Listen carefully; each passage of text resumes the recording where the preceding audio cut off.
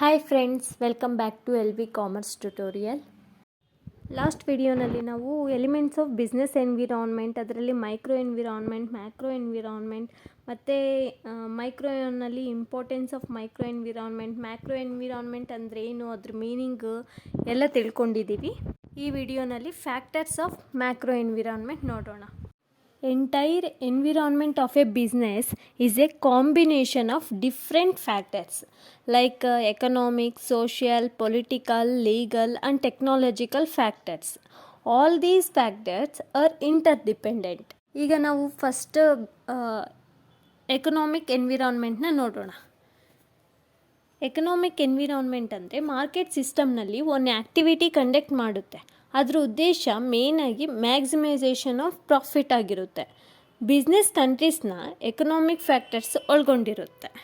These factors include mainly gross national product, corporate profit, inflation rate, employment, balance of payment, interest rates, consumer income ಇವೆಲ್ಲ ಆಗಿರುತ್ತೆ. Second factor political environment. The economic and political system of a country are mutually dependent, the one reflecting the ideologies of the other. ನಮ್ಮ ದೇಶದೊಳಗೆ economic and political system mutually dependent ಆಗಿರುತ್ತೆ, ಅಂದರೆ ಒಂದಕ್ಕೊಂದು depend ಆಗಿರುತ್ತೆ. ಈಗ economic ಎನ್ವಿರಾನ್ಮೆಂಟ್ಗೆ ಏನಾದರೂ effect ಆದರೆ ಅದು ಪೊಲಿಟಿಕಲ್ ಎನ್ವಿರಾನ್ಮೆಂಟ್ಗೆ ರಿಫ್ಲೆಕ್ಟ್ ಆಗುತ್ತೆ. ಇನ್ ಕೇಸ್ ಪೊಲಿಟಿಕಲ್ ಎನ್ವಿರಾನ್ಮೆಂಟ್ಗೆ ಏನಾದರೂ ಎಫೆಕ್ಟ್ ಆದರೆ ಅದು ಎಕನಾಮಿಕ್ ಎನ್ವಿರಾನ್ಮೆಂಟ್ಗೆ ಎಫೆಕ್ಟ್ ಆಗುತ್ತೆ. ಮತ್ತು ಗೌರ್ನಮೆಂಟ್ ಪೊಲಿಟಿಕಲ್ ಸ್ಟೆಬಿಲಿಟಿ ಮತ್ತು ಪಾಲಿಸೀಸ್ನ ಒಳಗೊಂಡಿರುತ್ತೆ. And share holders also part of the company. All these factors are great importance from the point of view of the company's internal environment. Third factor social cultural environment. It means values, attitudes, beliefs and customs of a people in a given group or society. The social values and culture of an environment play a huge role in the functioning of the company. So, when the social environment changes, it can have a direct or indirect effect on the company. Socio-cultural dimensions ಎನ್ವಿರಾನ್ಮೆಂಟ್ಗೆ complicate ಆಗಿರುತ್ತೆ. ಯಾವ entrepreneurs ವೆಂಚರ್ಸ್ನ manage ಮಾಡ್ತಾರೋ ಅವರು social environment part ಆಗಿರ್ತಾರೆ. Ventures like literacy rate. Social scenario ಬದಲಾವಣೆಯ ಪ್ರಕಾರ ಯಾವ ಸೊಸೈಟಿ ಮೂವಿಂಗ್ ಆ್ಯಂಡ್ ಫಾರ್ಮುಲೇಟ್ ಆಗುತ್ತೆ, ಪ್ರೋಗ್ರೆಸಿವ್ ಪಾಲಿಸೀಸ್ನಲ್ಲಿ ಅವಾಗ ಏನು ಮೂವಿಂಗ್ ಆ್ಯಂಡ್ ಫಾರ್ಮುಲೇಟ್ ಆಗಿ ಚೇಂಜ್ ಆಗುತ್ತೆ, ಆ ಟೈಮಲ್ಲಿ ಮ್ಯಾನೇಜರ್ಸ್ಗೆ ಇಂಪಾರ್ಟೆಂಟ್ ನೋಟಿಸ್ ಆಗಿರುತ್ತೆ ಅದು. Fourth factor technological environment. Technological environment ಅಂದರೆ ವ್ಯಾಪಾರದ ಪ್ರಗತಿಯು ದೇಶದಲ್ಲಿ ಲಭ್ಯವಿರ್ತಕ್ಕಂಥ ತಂತ್ರಜ್ಞಾನದ ಮಟ್ಟವನ್ನು ಅವಲಂಬಿಸಿರುತ್ತದೆ. ಇದು ದಲ್ಲಾಳಿಗಳಿಗೆ ಮತ್ತು ಆರ್ಥಿಕ ಪುನರುಜ್ಜೀವನಕ್ಕೆ ಭಾರಿ ಪ್ರಚೋದನೆಯನ್ನು ನೀಡುತ್ತದೆ. ಇದು ಸಂಶೋಧನೆಯ ವೇಗವನ್ನು ಸೂಚಿಸುತ್ತದೆ ಮತ್ತು ಉತ್ಪಾದನೆಯಲ್ಲಿ ಆಧುನಿಕ ತಂತ್ರಜ್ಞಾನವನ್ನು ಪರಿಚಯಿಸುವಲ್ಲಿ ಮಾಡಿದ ಅಭಿವೃದ್ಧಿ ಮತ್ತು ಪ್ರಗತಿಯಾಗಿ ಕಾರ್ಯನಿರ್ವಹಿಸುತ್ತದೆ. ತಂತ್ರಜ್ಞಾನವು ಬಂಡವಾಳವನ್ನು ಒದಗಿಸುತ್ತದೆ. Technology is not limited to the IT sector only. ಅಂದರೆ ಇದು IT ಸೆಕ್ಟರಿಗೆ ಮಾತ್ರ ಸೀಮಿತವಾಗಿಲ್ಲ. It involves the manufacturing process, production, advanced techniques and many more. In a competitive business environment, technology is the key to development. Some of the technology factors that affect business like internet connectivity, 3D technology, automation, wireless charging, speed or power of computer calculation, these are all. Fifth factor legal environment. The legal environment refers to the rules, laws, regulations and judgments etc.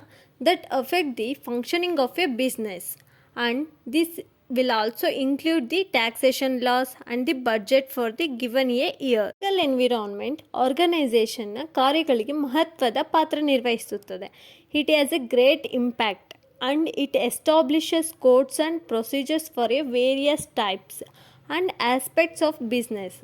And legal environment deals with grey markets, black markets like. Sixth factor natural environment. Business has a broadly two relationship with natural environment. First, the environment is the source of resource as a raw material, and second one, it causes damage in the process of production. Here are few common factors that impact the natural environment of a business. First one ಏನಪ್ಪ ಅಂದರೆ a shortage or surplus of raw goods. ಅಂದರೆ ನಮಗೆ ರಾ goods shortage ಆದರೆ ಬಿಸ್ನೆಸ್ಗೆ effect ಆಗುತ್ತೆ. ಯಾವ ಥರ ಅಂತಂದರೆ, ಈಗ ನಾವು ಒಂದು ಶುಗರ್ ಫ್ಯಾಕ್ಟ್ರಿ ಇರುತ್ತೆ. ಶುಗರ್ನ ಪ್ರೊಡಕ್ಷನ್ ಮಾಡಬೇಕು ಅಂತಂದರೆ ಅದಕ್ಕೆ main raw material sugar cane ಬೇಕಾಗುತ್ತೆ. ಶುಗರ್ ಕೇನ್ ನಮಗೆ ನ್ಯಾಚುರಲ್ ಆಗಿ ಸಿಗುತ್ತೆ. ಶುಗರ್ ಕೇನ್ ಈಗ ಬೇಕು ಅಂತಂದರೆ ಅದು ಬೆಳೀತಾರೆ, ಅದು ರೇನ್ಗೆ ಮತ್ತು ಲ್ಯಾಂಡ್ಗೆ ಡಿಪೆಂಡೆಂಟ್ ಆಗಿರುತ್ತೆ. ಸೊ ನಮಗೆ ಬೇಕಾದ ಬೆಳೆ ಬಂದಿಲ್ಲ, ಸೊ ಏನಾದರೂ ಮಳೆ ಕಡಿಮೆ ಆಗಿ ಈ ಥರ ಶಾರ್ಟೇಜ್ ಆಗಿದೆ ಅಂದರೆ ಅದು ಬಿಸ್ನೆಸ್ಗೆ ಇಂಪ್ಯಾಕ್ಟ್ ಆಗುತ್ತೆ.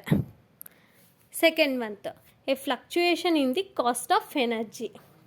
ಅಂದರೆ ಕಾಸ್ಟ್ ಕೂಡ ಫ್ಲಕ್ಚುಯೇಷನ್ ಆಗ್ತಾ ಇರುತ್ತೆ. ಅಂದರೆ ಹೈ ಆಗೋದು, ಕಡಿಮೆ ಆಗೋದು. ಒಂದು ಪ್ರಾಡಕ್ಟಿಗೆ ಒಂದು ಪ್ರಾಡಕ್ಟ್ಗೆ ಡಿಮ್ಯಾಂಡ್ ಜಾಸ್ತಿ ಆದರೆ ಕಾಸ್ಟು ಹೈ ಆಗುತ್ತೆ, ಡಿಮ್ಯಾಂಡ್ ಕಡಿಮೆ ಆದರೆ ಕಾಸ್ಟ್ ಲೆಸ್ ಆಗುತ್ತೆ. Third impact A change in the quality of air. Fourth impact natural disaster. ಅಂದರೆ ಏನಾದರೂ ನ್ಯಾಚುರಲ್ ಆಗಿ ಏನಾದರೂ ಅವಘಡಗಳಾದರೆ, ಈಗ ಲೈಕ್ ಒಂದು ಪ್ರಾಡಕ್ಟ್ನ ಎಲ್ಲ ಕಂಪ್ಲೀಟ್ ಮಾಡಿಬಿಟ್ಟು ಡಿಸ್ಟ್ರಿಬ್ಯೂಷನ್ ಮಾಡ್ತಾ ಇರ್ತಾರೆ, ಅವಾಗ ಏನಾದರೂ ಡಿಸಾಸ್ಟರ್ ಆದರೆ ಅದನ್ನೇ ಬಿಸ್ನೆಸ್ಗೆ ಇಂಪ್ಯಾಕ್ಟ್ ಆಗುತ್ತೆ. Next climate change. ಈಗ ಶಿಫ್ಟ್ ಮಾಡಬೇಕಾದ್ರೆ ಅದು ಮಳೆ ಏನಾದರೂ ಬಂದರೆ, ಬಿಸಿಲು ಏನಾದ್ರು ಜಾಸ್ತಿ ಇದ್ದರೆ ಈ ಥರ ಬಿಸ್ನೆಸ್ಗೆ ಎಫೆಕ್ಟ್ ಆಗುತ್ತೆ. ಫಾರ್ ಎಕ್ಸಾಂಪಲ್ ಈಗ ರೇಷ್ಮೆನೇ ಹೇಳ್ಬೋದು. ರೇಷ್ಮೆ ಬಿಸ್ನೆಸ್ ಅದು ಮಾರ್ಕೆಟಿಗೆ ತಗೊಂಡೋಗ್ಬೇಕಾದ್ರೆ, ಇಲ್ಲಾಂದರೆ ಅದು ಗೂಡು ಕಟ್ಟಬೇಕಾದ್ರೆ ಈಗ ಕ್ಲೈಮೇಟ್ ಚೇಂಜ್ ಆಗಿ ಮಳೆ ಜಾಸ್ತಿ ಬಂದು ಅದಕ್ಕೆ ಎಫೆಕ್ಟ್ ಆಗುತ್ತೆ. ಸೊ ಅದರಿಂದ ಬಿಸ್ನೆಸ್ಗೂ ಎಫೆಕ್ಟ್ ಆಗುತ್ತೆ. Sixth impact A change in government policies. Government policies ಅಷ್ಟೇ. ಈಗ ಈ ಪ್ರೊಡಕ್ಷನ್ಗೆ, ಈ ಪ್ರಾಡಕ್ಟಿಗೆ ಇಷ್ಟೇ ಕಾಸ್ಟ್ ಇಡಬೇಕು ಅಂತೇಳಿ ಒಂದು ಸರಿ ಹೈ ಕಾಸ್ಟ್, ಈಗ ಫಾರ್ ಎಕ್ಸಾಂಪಲ್ ಅದೇ ರೇಷ್ಮೆದೆ, ಈಗ ಇಷ್ಟು ಕಾಸ್ಟ್ ಅಂತೇಳಿ ಇಟ್ಟಿರ್ತಾರೆ. ನೆಕ್ಸ್ಟ್ ಪಾಲಿಸಿನ ಚೇಂಜ್ ಮಾಡಿಬಿಡ್ತಾರೆ, ಇದೇ ಬೇರೆ ಕಾಸ್ಟ್ ಕಡಿಮೆ ಮಾಡಿಬಿಡ್ತಾರೆ, ಜಾಸ್ತಿ ಮಾಡಿಬಿಡ್ತಾರೆ. ಇದರಿಂದ ರೈತರಿಗೆ, ಬಿಸ್ನೆಸ್ಗೆ, ಎಲ್ಲರಿಗೂ ಎಫೆಕ್ಟ್ ಆಗುತ್ತೆ. ಇದೆಲ್ಲ natural. Seventh factor financial environment. ಬಿಸ್ನೆಸ್ಗೆ ಇನ್ವೆಸ್ಟ್ಮೆಂಟ್ ಮಾಡೋದ್ರ ಬಗ್ಗೆ ಡಿಸಿಷನ್ ತಗೊಳ್ಳುತ್ತೆ. ಇದರಲ್ಲಿ bond market, forex market, stock markets, community markets, O T C markets ಅಂತಂದರೆ ಓವರ್ ದಿ ಕೌಂಟರ್, ಅಂದರೆ ಟ್ರೇಡಿಂಗ್ ಆ್ಯಂಡ್ ಸೆಕ್ಯೂರಿಟೀಸ್ ಇದರಲ್ಲಿ ಬರುತ್ತೆ.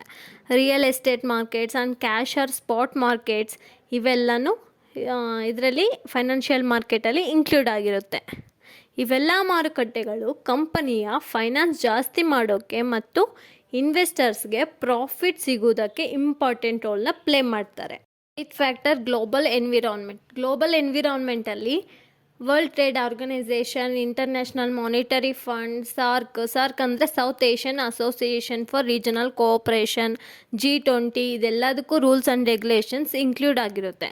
ಮತ್ತು ಬಿಸ್ನೆಸ್ಸು ವರ್ಲ್ಡ್ ವೈಡ್ ಮಾರ್ಕೆಟ್ ಎಲ್ಲ ಹಬ್ಬಿರುತ್ತೆ, ಅಂದರೆ ಪ್ರಪಂಚದಾದ್ಯಂತ ಈ market ಹಬ್ಬಿರುತ್ತೆ.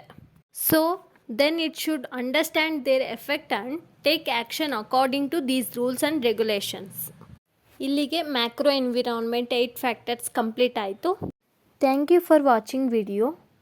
Please like, share and subscribe and hit the bell icon for you get more uploading videos. Thank you friends.